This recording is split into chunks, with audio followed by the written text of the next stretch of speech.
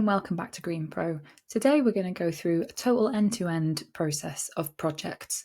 We do have some videos on our YouTube channel of overviews of projects, but these are now getting up to 18 months old. So as we've added new things in, we've changed the layout, we've added new features, and we thought it was time to do a brand new end-to-end. This is how you use Easy MCS projects.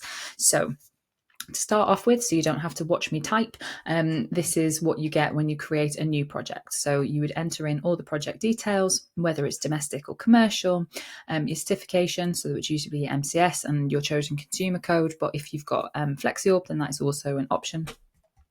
The technologies that you've purchased from us should show as options here, so I've selected PV and battery. Will subcontractors be used? I've said no, but obviously if you say yes, then you can select from your approved subcontractors list in your records. And then some information on your surveyor name and the survey date, commissioning engineer's name and the commissioning date if the project has been completed, contact name and contact position of the person who's just going to be overseeing the project in this case. These details will pull into various documents as we go through the project. So obviously any sort of survey documents will pull this in, any testing and commissioning documents will then pull this in, and any sort of customer facing documents like the covering letter will pull this in. So if we go to next, you're then going to want to put in your customer details. So make sure that anything with a star on it is completed and make sure it's real details. So we have customer name, phone number, email address. You can do a customer postcode lookup to get the address, and then it will fill this in for you. If we go to next, it will say, is the site address the same as the customer address? Yes or no. Obviously for a site name, this is more if you're doing, for example, a large commercial project, social housing, housing estates and so on. So, the site address might not be the same as the customer address, particularly in a commercial situation. And then we submit that and it creates our project. So you've got your summary overview, which is the customer details, technologies and what type it is. And then we also have here the ability to link with Toolkit. So my account is linked with my Toolkit account. So I have this project set up in Toolkit already using the new PV tool. So I'm going to link with my project. I'm going to find the correct address, select that, and then link the project. These projects are now linked, so the information and the documents that are in my Toolkit project, I can now pull through directly into the Easy MCS one. So if we go to proposal to begin with, you've got a lot of different documents here. As is always been the case, these are the documents that have pulled through from forms in the quality management system section up here. Anything with a CC means that we don't provide it. So it's just a document reference to demonstrate that these are documents you will have to get elsewhere. So, for example, the consumer code leaflet, manufacturer's data sheet, you would get that from your consumer code and your manufacturers respectively. If you always use the same ones, then you also have the document bank, which is a newer feature for us as well. So if we start with the covering letter, I'll generate the covering letter. It'll sit in my downloads here.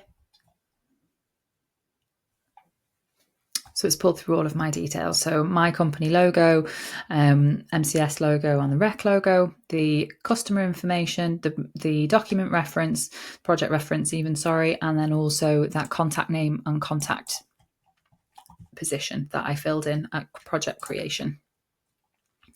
So I can then upload that covering letter to this particular row. So I can upload it from my computer, I can upload it from my document bank, I can upload it from Toolkit. So from my document bank, as you can see, I've got consumer code leaflet and some operation and maintenance documents there. I'm going to attach my covering letter and then it sits here. So now I have a document in my covering letter, so I'm going to mark that as complete. And it's done. For my quotation, I've done that on Toolkit already in the Solar PV tool. So when I go to Toolkit, I can see all of the different documents that I generated for this PV and battery job in the Solar PV tool within Toolkit. So I'm going to attach the full quote from that and import that as well. So that will take it from Toolkit and add it to this line. So there it sits and you can download it as well if you need to. Mark that as complete. And then for my contract, I go to this big button here, click contract. So this is how you build your what we call interactive contract. So you can send it for digital signing or you can just generate it automatically. But I'm going to say this contract is signed on trade premises. I'm not offering credit and an external waste carrier is not being used. You can save for later or you can click next. So I'm going to go through to next here. And then we have these options. So the first option is save this contract as it is. So it will just save and close the contract document, which is it generates as a PDF and it's been automatically created based on the answers to the questions that you gave on the previous screen. You can merge this using our PDF merger. So you could go through, we do have a video specifically on this. So you can create, for example, my full quote from Toolkit is a PDF document, so I can merge my PDF quotation with my PDF contract, make it one big document, and then send that to the customer, or I can then send for digital signing. So we're going to go through the send for signing process for the purposes of this video. So we'll go send for signing. What am I going to attach to it? So I have got documents in my covering letter. So I'm going to add my covering letter to it. And then I also have my full quotation. So I'm going to add that to it as well. You can directly upload files into each of these rows if you haven't put them into the project yet. By adding something in this section, it will also add it to the project. So be careful on what you're choosing on here because it will pull it through to the project documents automatically. So I could obviously, if I'm sending a full quotation and contract, I'm going to want to send manufacturer's data sheets. I'm going to want to send my consumer code leaflet. My consumer code leaflet lives in the document bank, so I can attach it directly from there. Import that, and that sits on there. And then we'll go to next. So what this is going to do is send the contract, the covering letter, the full quote, and the consumer code leaflet, what I've called the consumer code leaflet, to the customer in what's called an envelope. So that is the technical term for all of the documents we're bundling together to email to the customer. Now you need to be very, very careful here and you want to make some double checks. For example, it's going to send it to the customer and it's going to send it to the representative of the business that we have on file. So when you set up your quality management system with us, you will have given us an email address as part of the information. That is the email address that the copy of the contract will get sent to. So you need to check, first of all, that that is right. It will sit here underneath the customer email address. So for example, if it's an old email address that is no longer in use, if it's for a particular person, for example, managing director, somebody who is maybe not dealing with customers as much, you need to make sure that the email address that we have and therefore the electronic contracts will get sent to is relevant and is going to the right person. What you also need to check for is when you're typing in the customer email address, when you create the project, make sure that there's no spaces. So if you're copying and pasting it from somewhere, sometimes it'll add on a space at the end of the email address. If that space is there, it won't send because it's not a valid email address because it's reading the space. So just make sure that the information that you type in is correct. And then what we'll do is we'll send that for signing. It'll say, are you sure? This is going to send a document to the following recipients. So you want to say send. So as you can see here, it's doing its little coggy wheel. It's sending it for signing. And that's gone with all of the documents that I attached with it. So now it's saying that it's been sent successfully. So what we're going to do is, as part of this, I'm going to show you the email that then gets received by the customer. So once it's been sent for signing, this status will change and it will say sent for signing. It's going to send a copy to you and it's going to send a copy to the customer. So the one that's come through to the customer is going to look and see this. So it's going to say your company name has sent you a document to sign.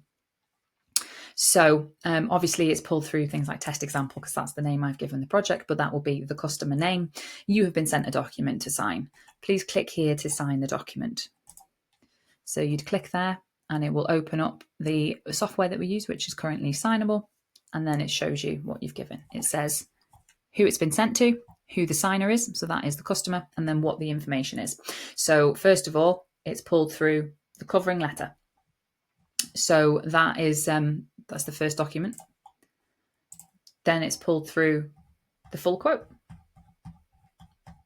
that I attached from Toolkit.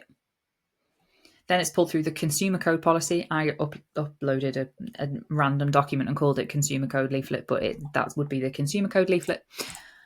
And then the final document is the contract. So as you can see, you've built this contract in the contract merger. So the full contract sits down here, and then we scroll all the way down to the bottom, and then you have the signature.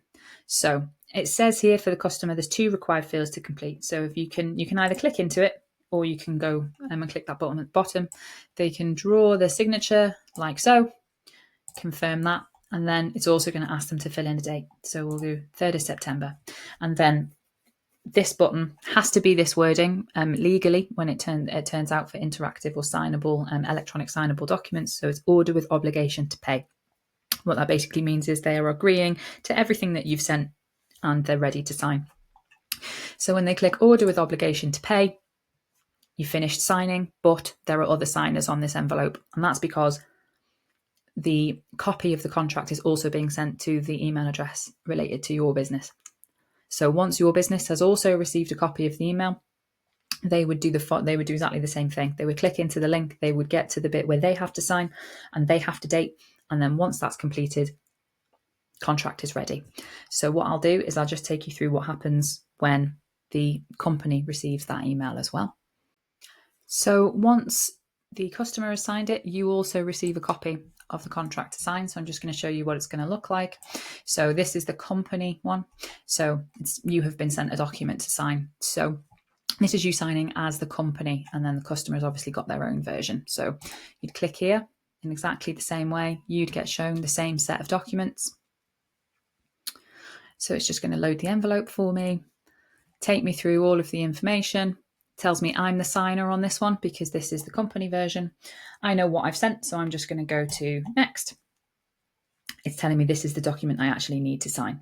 So then I'm going to click signature, and it says obviously signed on behalf of the company. I can see the customer has already signed it and dated it, so I know that I am the second one to sign this. If the customer hadn't already signed it, that would be blank. So I'm just going to draw my signature again, confirm. And even though you're not paying anything as the company, you still just need to click this button, just order with obligation to pay. And what that does is it says you finished signing because the customer has already signed. There's nobody else waiting. And so this is just ready. There's nothing else you need to do.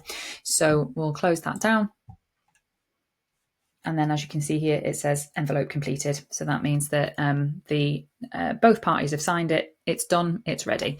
And then as you can see, I've got a little 1 here in my files. So it's taken my signed bundle and it's saved it into my files. So if you ever need to do it, then you can download it from there. So that is the proposal section all completed. In-house, you obviously have different information here. So, you can add in the relevant documents, things like your survey forms, your risk assessment and method statement, very important, particularly as we move into the new redeveloped scheme for MCS. Your DNO notifications are in here, and also structural reports for PV, for example, any photos that you want to throw in. But as you can see, this section also has the CC documents. That is documents that we don't currently provide. At the moment, our solar PV tool is getting ready to develop structural calculations. Once those are ready, you'll be able to import those directly from Toolkit as well. And then as we go into the handover, in exactly the same way, here are all your handover documents. So we have a handover cover letter, which is very much like the covering letter in the proposal package. It just says, here's your handover pack. Here are all the things that live within that handover pack. Once you've completed these documents, you can upload them back into their relevant rows. If you save them as PDFs, as and when you go, then you can also generate a handover pack. And this is the handover pack builder. We do have a video particularly on this, which I'll refer you to at the end. And that can take you through creating a merged PDF. So one really big PDF of all of the documents related, or you can just throw them all in together as a zip file. And either way, you can send those to your customers. So we also have a video on that. So that is a quick whistle-stop tour of projects in its current form. As you can see, since the original video, we have included links with Toolkit. We've included the document bank. We've included the PDF merger, and we've included interactive signing. All of these are new since we first introduced projects back in July of 2023. So we're always constantly striving to make it more interactive to save you some more time. We do have some exciting new features coming soon, including pre-built templates. So when those are all ready, then I will of course make videos for those as well. These are quite long videos, so well done for sticking around if you're still here. You can obviously just pause and come back to them if you ever wanted to, and your consultants are on hand for any questions that you might have. They're very happy to do Teams demos with you. They're very happy to check all of your documents to make sure you've completed them correctly. And, you know, they are an extension of your team, so do use them as much as possible. Thank you very much for watching.